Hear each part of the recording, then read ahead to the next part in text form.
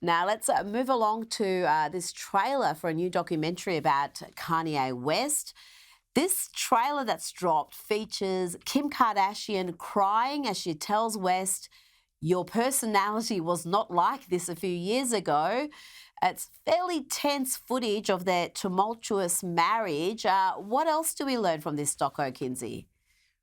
So the movie's described as a reflection of the human condition in all its contradictions. There's also one point where Kanye says, "I would rather be dead than be on medication. Either they destroy me or I destroy it." What do we learn? I think we're going to learn a lot more about Kanye if he's of interest to you today. But unfortunately, I feel like some of his antics over the last few years have really made him a polarizing figure. And I don't know how many people are curious about him. I think that a lot of people are just so turned off that they've shut him out. He's just had such, he was all about God and his Christian values and his family values. And then you see how he's carrying on at the moment. It's hard to keep up. Now, Meghan Markle, I know you love her, so I've included this topic just for you. She's been mocked over her kitchen hygiene. I think this is a bit harsh. There was a bug that was seen crawling out from under a plate of cookies during season 2 of her cooking show with Love, Meghan. It's a bit harsh because, this is almost endearing as far as Meghan Markle goes.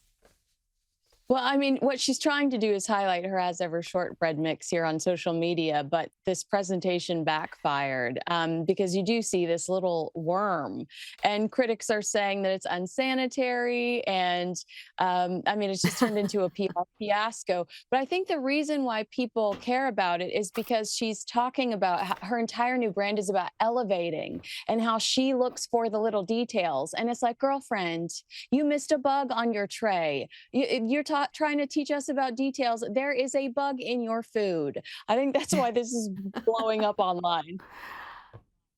Well, she's too busy putting little micro flowers all over the food. So the bugs are an afterthought.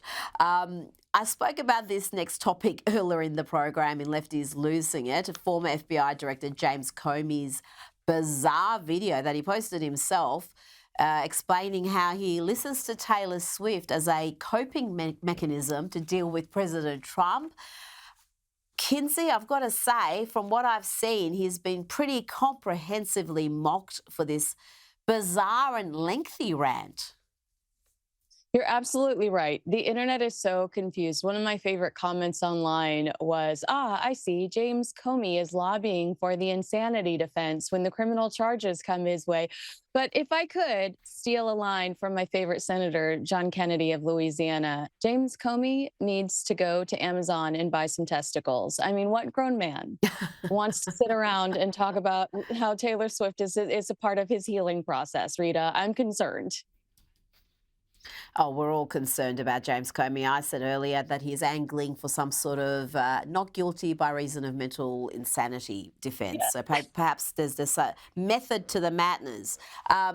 Before you go, there's some recent analysis showing that Republican Texas Senator Ted Cruz, his podcast, Verdict with Ted Cruz, is the most popular political podcast, boasting nearly 1.5 million downloads in July alone. Kinsey, this took me by surprise because he's got a sense of humour, but he's a pretty serious figure. But obviously plenty of people are listening in to his thoughts here.